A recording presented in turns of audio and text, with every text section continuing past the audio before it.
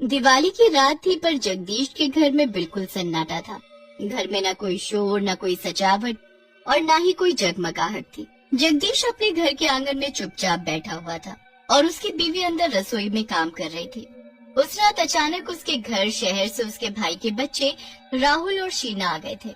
घर में एकदम सन्नाटा देखकर उनको बड़ा अजीब लग रहा था, पर फिर उन्होंने सामने एक खंडहर सा घर देखा जिसके बाहर दो लड़कियां खुशी और पायल पटाखे जला रही थी। आओ न दीदी, आओ न भैया, क्या आप हमारे साथ दिवाली मनाओगे? हाँ हाँ, क्यों नहीं, वैसे भी यहाँ तो लग ही नहीं रहा कि दिवाली है। शीना और राहुल दोनों उस खंडहर के बाहर उन लड़कियों के पास जाते हैं। इतने में अंदर से उनके माँ बाप बाहर आ जाते हैं। आओ आओ, अंदर आओ। ठीक है, चलो राहुल, चलते हैं। शीना और राहुल उन लोगों के घर के अंदर जाते हैं, पर एकदम उनके होश उड़ जाते हैं। वो लोग और वो दोनों बच्चियां भूत चुड़ैल बन चुके होते हैं। राहुल और शीना बुरी तरह से चिल्लाने लगते हैं। आओ आओ, हमारे साथ दिवाली मनाओ। आओ ना, बैठो हमारे साथ, हम सब साथ में दिवाली मनाएंगे। नहीं नहीं, हमको नहीं मनानी दिवाली, हमको जाने दो। नहीं नहीं, हम आपको नहीं जाने देंगे, आपको हमारे साथ दिवाली मनानी ही पड़ेगी। सारी चुड़ैल और भूत शीना और राहुल को पकड़ लेते हैं और वो दोनों जोर जोर से चिल्लाने लगते हैं। उनकी आवाज सुनकर उनके ताऊ ताई बाहर आते हैं। हे भगवान, ये दोनों उस भूतिया घर में कैसे पहुंच गए? चलो जल्दी, अब उनको बचाना होगा। दोनों जल्दी से उस घर में जाते हैं तो वहाँ सारे भूत चुड़ैल राहुल और शीना को पकड़े होते हैं। ताऊ जी, ताई जी, हमें बचाओ। उनको देखते ही वो सारे भूत चुड़ैल एक पल में गायब हो जाते हैं। शीना और राहुल दौड़ते हुए अपने ताऊ जी और ताई से आकर चिपक जाते हैं। ये सब क्या था ताऊ जी? तुम दोनों पहले घर चलो, फिर मैं तुमको सब बताता हूँ। सब लोग घर आ जाते हैं। फिर शीना और राहुल के ताऊ जी उनको बिठाकर उन भूत चुड़ैलों के बारे में बताना शुरू करते हैं।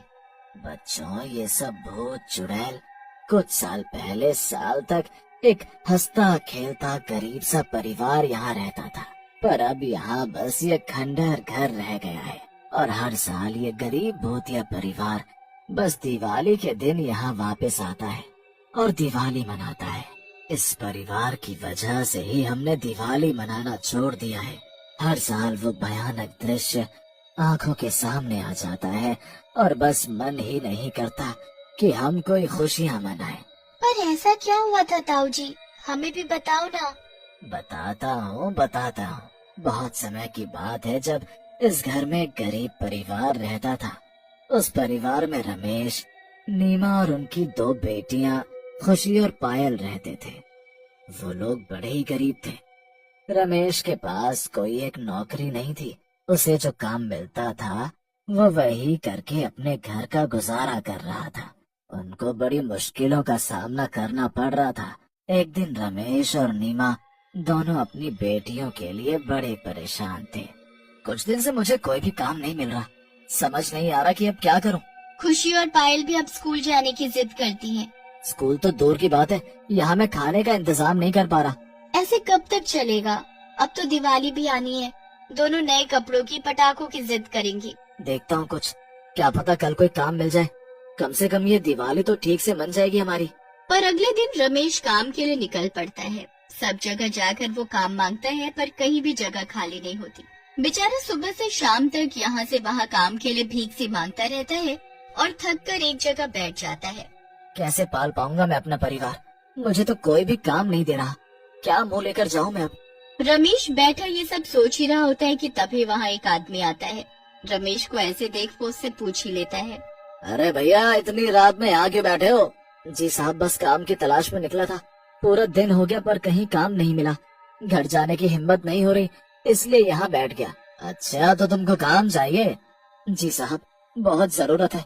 दो छोटी बच्चियां हैं मेरी, घर में खाने को भी नहीं है। ठीक है, मेरे पास एक काम है तुम्हारे लिए। तुम कल मेरे घर आ जाना। मेरा घर यही मंदिर के पीछे वाला है, किसी से भी पूछ लेना, पवन नाम है मेरा। जी साहब, आपकी बहुत मेहरबानी। रमेश को एक उम्मीद जागती है और वो घर जाकर नीमा को बताता है। नीमा भी सुनकर बहुत खुश होती है। अब अगले ही दिन रमेश जल्दी जल्दी उठकर उस सेठ के घर पहुंच जाता है। अरे आ गए तुम, आओ आओ। जी साहब जी, देखो काम तुमको अपने घर से करना होगा। मेरा आदमी तुम्हारे घर सामान भिजवा देगा और तुमको काम भी सिखा देगा। बस फिर तुमको वैसा ही करना है। जी साहब, पर काम क्या करना है? पटाखे बनाने हैं, बहुत आसान काम है, पैसे भी अच्छे दूंगा। बस किसी को पता ना चले कि तुम काम क्या करते हो। जी साहब। आखिरकार रमेश को काम मिल जाता है और वो बड़ा ही खुश होता है। सेठ का आदमी रात के वक्त रमेश के घर बोरा भर भर कर सामान पहुंचा देता है और उसे पटाखा बनाना भी सिखा देता है। ठीक है, अब ऐसे ही तुमको पटाखे बनाकर इसी बोरे में भर देने, मैं कल आकर ले जाऊंगा। जी ठीक है। रमेश और नीमा अब दोनों ही पटाखे बनाने में लग जाते हैं। नीमा को इस बात की बड़ी खुशी होती है कि वो भी रमेश के काम में हाथ बटा पा रही होती है। दोनों मिलजुल कर अच्छे से मेहनत कर रहे होते हैं। खुशी और पायल अपने माँ बाप को काम करते देख जिद करने लगती है कि उन्हें भी पटाखे चाहिए। नहीं नहीं बच्चों, ये पटाखे हमारे लिए नहीं है।